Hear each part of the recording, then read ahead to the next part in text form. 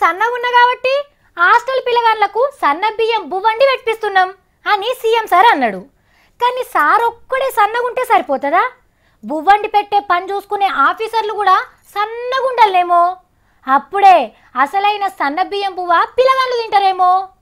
సర్కారు ఓ నజరేసి సన్న బియ్యం కార్యానికంటే ముందు ఆఫీసర్లను కూడా సన్నగా చేసే కార్యం ఒట్టి పెట్టుకోవాలేమో నాకు అనిపించింది గిది చూసినాక. చాలా దొడ్డు ఉన్న ముఖ్యమంత్రులు ఉండ్రి, దొడ్డు బియ్యం పెట్టిన వాళ్ళకి దండం పెట్టాలి.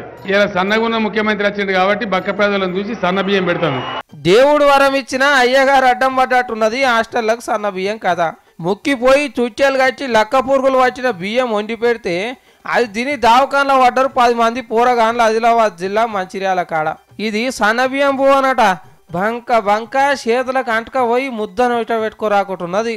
మేడం ఈ బువ్వ మాకు తినబుద్ధి అయితలేదు మేడం అని అడిగితే మీ ఇంటికాడ ఇంతకన్నా మంచి బువ్వ వండి పెడతారా ఆయన గదమా ఇస్తున్నదట ఆడవిళ్ళను. చెప్పురా బుజ్జి ఏమన్నదిరా మేడము?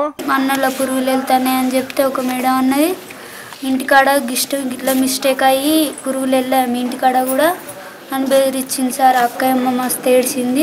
మరి అన్ని హాస్టళ్లకు పంపినట్టే సర్కారేడికి సన్న బియ్యం పంపుతలేదా అంటే వచ్చిన బియ్యం బయట అమ్ముకొని దొడ్డు బియ్యం వండి పెడుతున్నారట ఆఫీసర్ అమ్మలు. ఈ సన్న బియ్యాన్ని రాత్రిపూట ఆటోలో చెక్కించుకపోతున్నాయని పిల్లలు చెప్తున్నారు.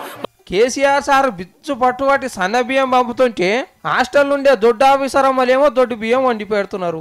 సీఎం సారు వీళ్ళను కూడా ఇట్లనే ఇడిచిపెడతారా అంటే చక్కదనాల సన్న బియ్యం షెర్ల పోసిన వాళ్ళు అవుతారు. ఓ పారి ఇసొంటి కక్కుర్తి ఆఫీసర్ల పని పట్టమని కోరుతున్నారు సారు హాస్టల్ పోరగాళ్ళు.